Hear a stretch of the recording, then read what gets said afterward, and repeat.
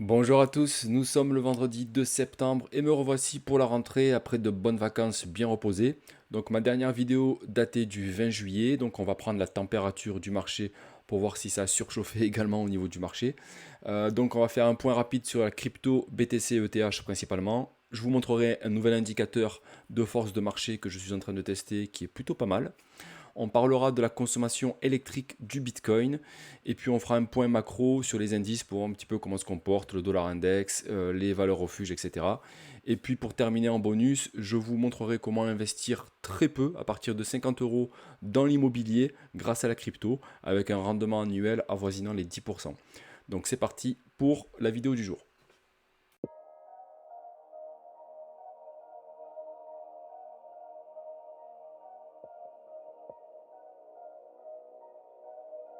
On attaque l'analyse technique, on va commencer par le Bitcoin et on va regarder les faits marquants depuis qu'on s'est quitté au 20 juillet.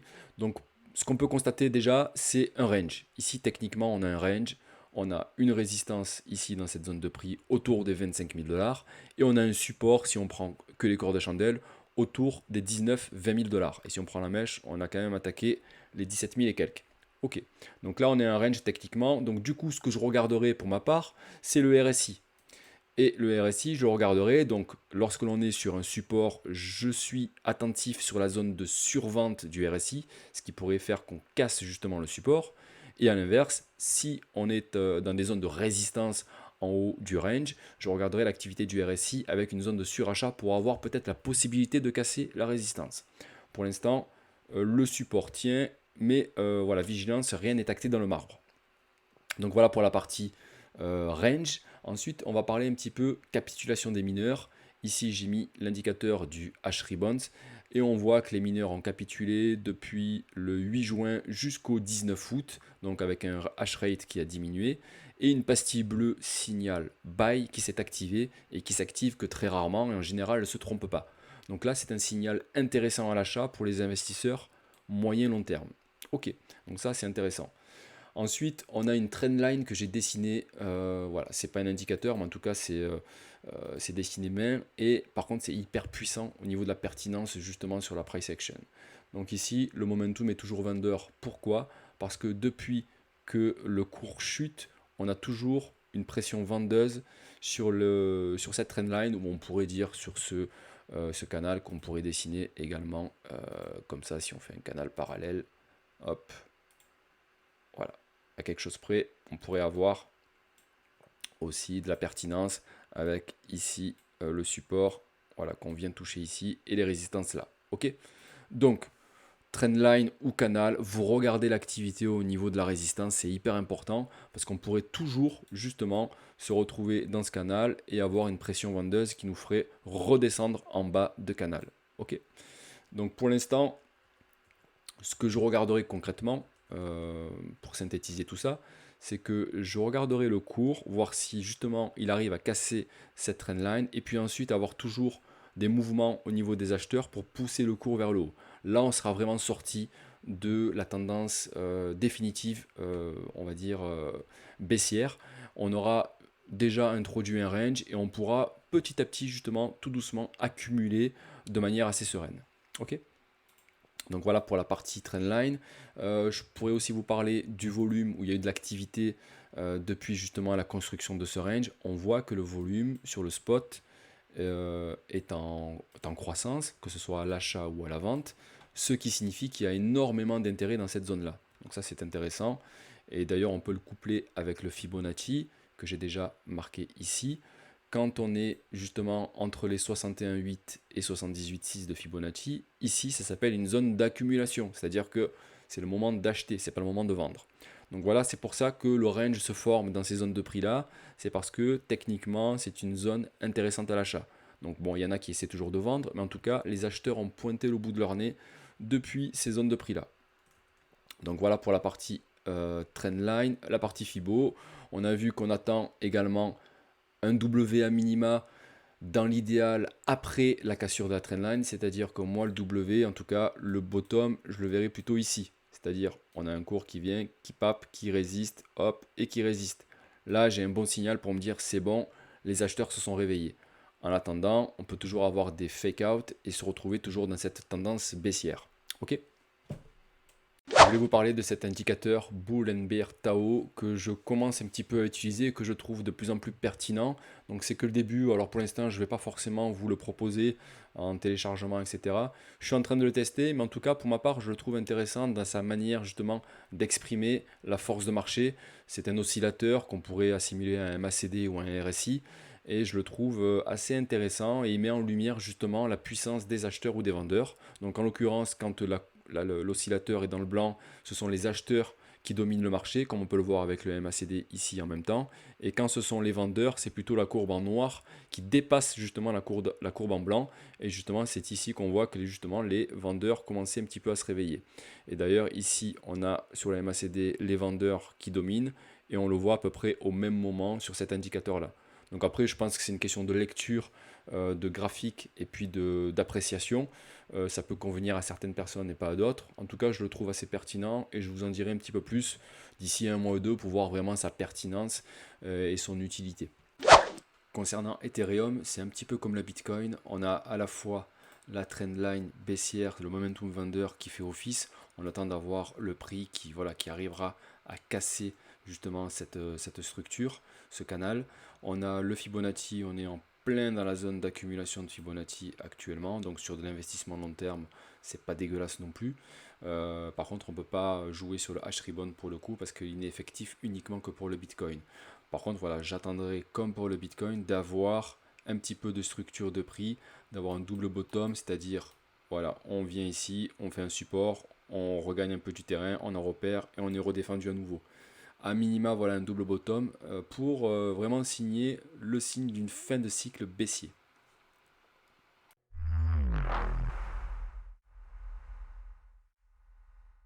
Vous savez qu'on parle actuellement énormément de la transition écologique et des crypto-monnaies, du Bitcoin avec justement leur impact sur l'écologie et l'environnement. Aujourd'hui, je voulais vous montrer un site qui a construit un modèle sur justement la consommation du Bitcoin et son impact. Donc c'est l'université de Cambridge qui a fait ce modèle-là et elle met en lumière certains chiffres qu'il est intéressant justement d'analyser et de prendre en compte. En dehors justement de tous les débats qui sont un petit peu juste parfois qu'émotif et psychologique et pas forcément rationnel. Donc voilà, regardez un petit peu sur le Bitcoin, ils ont mis quelques valeurs, donc avec la valeur théorique basse, la moyenne et puis la valeur théorique haute, avec ici en bas le graphique qui reflète un petit peu l'activité du Bitcoin et du coup sa consommation énergétique.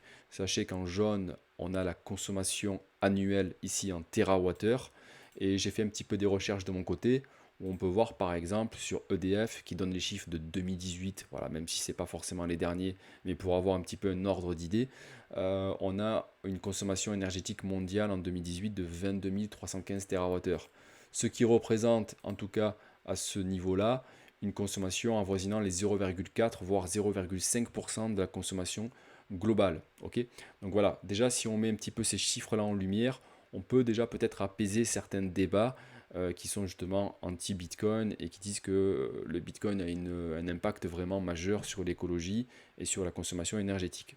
Deuxième site qui parle du Bitcoin et de l'écologie, donc bitcoinisgreen.org, un site qui archive grosso modo les articles qui parlent justement de tout ce qui tourne autour du Bitcoin, de la crypto-monnaie et des consommations énergétiques, de l'écologie, etc.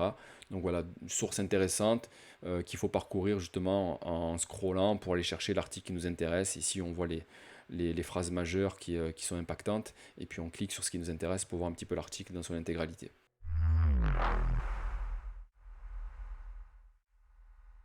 Si vous êtes intéressé par le marché immobilier et que vous êtes dans la crypto-monnaie, que vous souhaitez investir sans avoir à mettre des centaines de milliers d'euros, voire des millions d'euros pour investir sur un actif, je crois avoir la solution pour vous. Ça s'appelle Realty. C'est un projet, c'est une start-up québécoise qui permet justement avec très peu de moyens d'investir dans de l'actif immobilier. Donc pour faire simple, voilà la marketplace qui est ici. Et en fait, vous allez acheter des fractions immobilières justement du logement qui est proposé. Donc ici, voilà, on a le marketplace avec les sold out. Ça veut dire que du coup, tout a été acheté. Et actuellement, il reste deux investissements possibles. Ici, par exemple, ce gros logement collectif, il a une valeur totale de 1 264 000 $. Et on peut acheter à partir par fraction justement de 50,36 $ le logement. On a ici le rendement annuel fixe de 8,56% et ce que ça rendrait pour un token à l'année. Ok. Donc c'est très simple, très intuitif. On appuie ici Add to Cart pour en avoir un. Bon, j'en avais déjà mis un ici, là quand j'ai fait mon petit essai tout à l'heure. Et puis ici, voilà, vous êtes dans votre panier et vous achetez votre token qui est en fait une fraction légale. C'est vraiment, vous êtes détenteur, vous êtes propriétaire, voilà, au prorata justement du montant que vous avez mis, du logement qui a été proposé. Donc pour récapituler les points forts, donc on peut investir peu, donc 50 € environ minimum pour un token, c'est-à-dire une fraction de la part immobilière qui est proposée. On est vraiment proprio du bien, donc ce n'est pas du fictif, on n'est pas sur un contrat synthétique, on est sur le vrai contrat propriétaire. D'ailleurs, les choses se font assez rapidement, assez facilement au niveau de la paperasse administrative. Le rendement est intéressant parce qu'on est en moyenne sur du 10%, on est entre parfois 8, parfois 10, parfois 12, donc on est sur une moyenne de 10. On fait travailler son argent quand on est dans un marché baissier justement au niveau des crypto-monnaies, des indices boursiers. Et puis par contre, en point faible pour l'instant, ce que j'ai noté, mais qui est en train de changer, c'est qu'il est limité pour l'instant au marché US, ça c'est vrai. Il était limité sur le marché de Détroit principalement. Cependant, on peut voir maintenant qu'on commence à, voilà, à pouvoir acheter sur Chicago, et puis d'autres villes pourraient rentrer justement bientôt dans des propositions futures voilà, pour de l'investissement immobilier.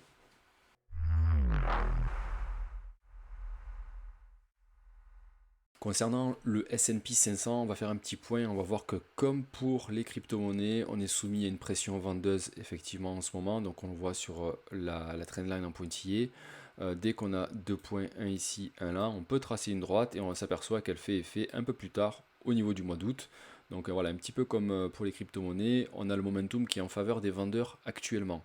Sur le graphique plutôt long terme, on a toujours le premier arrêt qui tient, donc qui nous sert de support. Par contre, sur le court terme, si on inverse le Fibo, le premier arrêt se retrouve ici, et ça veut dire que la dynamique baissière ici, on prend une pause sur les 38,2, et là on est en train de redescendre, donc on pourrait continuer à dessiner une dynamique baissière un petit peu comme ça. Je vais un petit peu extrapoler, on pourrait très bien faire ça, ok, voilà. Donc là, attention, vigilance sur le premier arrêt long terme ici qu'il faut surtout pas, on va dire, franchir. En tout cas, sur le court terme, on est arrivé sur le Fibo premier arrêt de la dynamique baissière et il faut que le support tienne pour ne pas inverser la tendance long terme. Concernant le S&P 500, je voulais vous parler de cet indicateur, en tout cas de cet indice qui est le VIX, donc l'indice de volatilité sur le S&P, où je vois beaucoup de personnes commencer à trader avec cet indice-là. Sachez que bon, c'est très compliqué de trader de manière isolée avec le VIX. Par contre, ce que l'on peut constater, c'est qu'effectivement, quand il y a une volatilité élevée sur le VIX, ça signe un bottom sur le S&P. Donc on a le VIX avec le graphique, voilà, je vais camoufler. Donc là, on a le VIX avec de la volatilité ici. Et puis ici, j'ai mis le S&P 500 pour faire le comparatif. Et quand on a aussi le VIX élevé, on a eu encore le bottom ici en 2020. Okay, donc c'est la seule chose que je peux commencer à constater. Après, c'est très compliqué de l'utiliser de manière isolée. Donc voilà, vigilance sur ceux qui vous promettent justement d'avoir l'indicateur phare sur le S&P 500. Côté gold, si on prend un petit peu en macro, on voit qu'on est dans un range entre les 1685 et les 2040 PIB. Donc actuellement on est sur un bad range. Donc pour du trading, il y a beaucoup plus de probabilité effectivement de revenir sur un haut de range, surtout dans, on va dire, dans un contexte où le risque on va dire tout ce qui est indice boursier, valeur à risque sous-performe, c'est le moment des valeurs refuges justement de performer. Donc est-ce que nous rentrons justement dans ce bad range pour reprendre une impulsion et aller sur le haut de range à minima? Donc ça on le verra très prochainement. En tout cas il y a quelque chose à jouer dans ces niveaux de prix là actuellement. Donc là on est en weekly, si on dézoome un petit peu, voilà.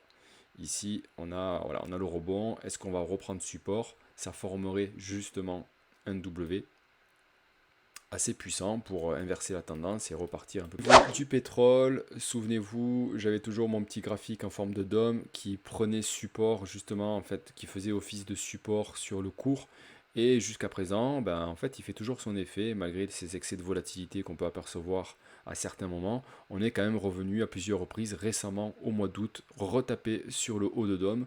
Donc pour l'instant, effectivement, la mécanique fonctionne plutôt bien.